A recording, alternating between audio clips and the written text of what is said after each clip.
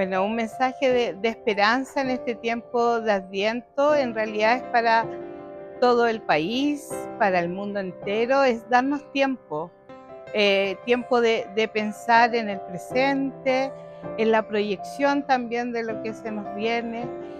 Tengo esperanza de volver a reencontrarnos, a que vuelvan a renacer los valores como el respeto, la solidaridad, la empatía,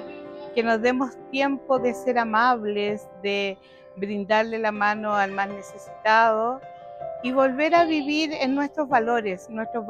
que tanto queremos transmitirle a nuestros niños, nuestras niñas, los adultos mayores y la familia. Eso, así que esta luz de esperanza nos ayude a visualizar un nuevo camino.